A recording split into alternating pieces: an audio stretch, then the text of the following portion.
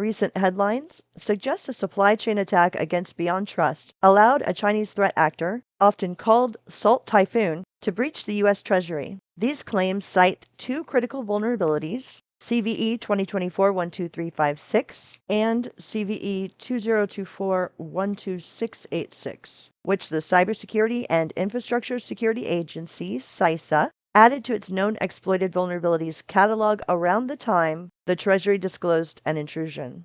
Because these CVEs affect Beyond Trust Privileged Remote Access (PRA) and Remote Support (RS) products, some assumed the vendor's update process was compromised. In truth, these flaws and the reported Treasury hack illustrate how a local exploit, not a vendor-level infiltration, can cause significant damage despite sensational reporting. A true supply chain attack involves compromising the vendor's build or distribution channel, injecting malicious code upstream, and distributing tainted software to all or most customers who download the product. Classic examples are the SolarWinds Orion breach of 2020, where attackers tampered with SolarWinds' build pipeline, enabling thousands of Orion customers to unwittingly install a Trojanized update, and the CC Cleaner attack of 2017, where hackers replaced legitimate CC Cleaner installers on the vendor's official site with malware, infecting millions of users. These large-scale compromises differ sharply from a situation where attackers exploit a vulnerability in an individual organization's local installation. The two CVEs both revolve around command injection or input validation flaws in Beyond Trust PRA-RS solutions. Exploiting these CVEs allows remote code execution against a vulnerable, locally deployed instance, provided it's unpatched or misconfigured. CISA's alert that these CVEs are known exploited means attackers are actively using them in the wild to compromise specific targets, such as the U.S. Treasury. This does not imply a tampered vendor update.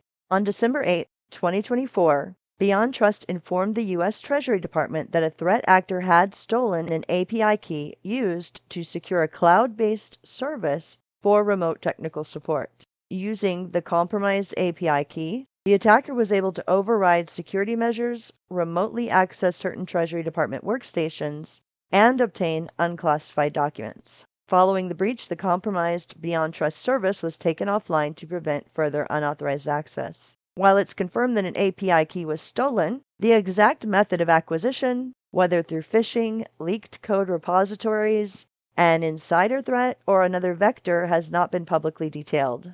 Armed with valid credentials, the adversaries may have leveraged these newly disclosed vulnerabilities to run arbitrary commands on the Treasury's Beyond Trust servers, or rather, the servers hosting the Beyond Trust software. Note that it's also possible for an adversary to directly attack an exposed system interface. So if Beyond Trust interface was externally exposed and vulnerable to unauthenticated exploitation, hackers could theoretically have used this vector for initial access or lateral movement. However, there's no public evidence explicitly confirming this type of attack occurred in the U.S. Treasury incident. Beyond Trust solutions control privileged sessions.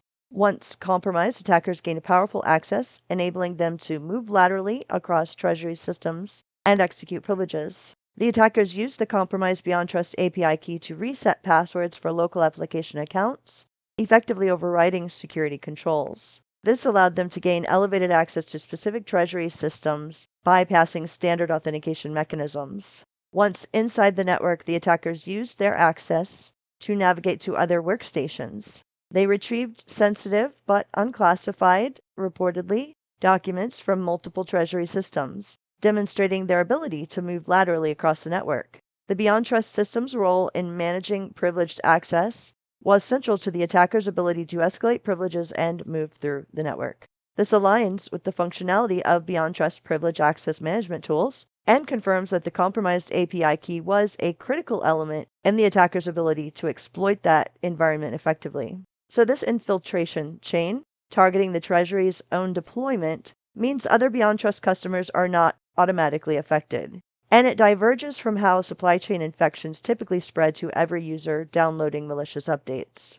No official statement or forensic analyses suggest Beyond Trust code signing process or build servers were tampered with. In a real vendor-level infiltration, We would see urgent bulletins advising all customers to remove or replace compromised software. The newly disclosed vulnerabilities only affect deployed Beyond Trust PRA/RS software where attackers target the particular environment. Supply chain attacks push the same malicious software to all or a large subset of users from the vendor side, which has a much broader scope. While these CVEs are actively exploited, CISA's focus is on urging organizations to patch locally and secure exposed interfaces. There's no mention of vendor-provided malicious updates, which is the hallmark of a supply chain compromise. The U.S. Treasury breach, facilitated by command injection bugs in Beyond Trust PRA/RS, has caused some news outlets to brand the infiltration as a supply chain hack. But the technical details say otherwise.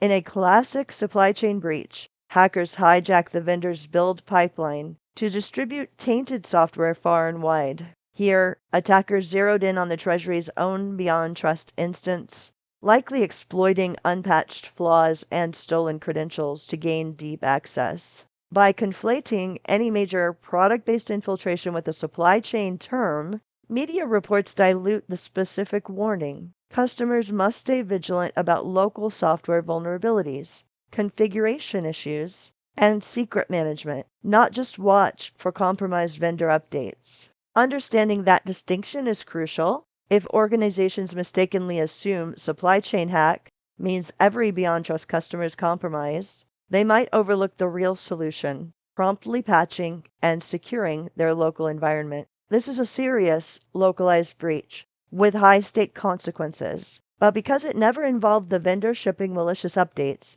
it does not qualify as a bona fide supply chain attack, illustrating that sometimes headlines overuse the term supply chain for dramatic effect, missing the more nuanced but equally critical story. A single site's vulnerability can be incredibly devastating.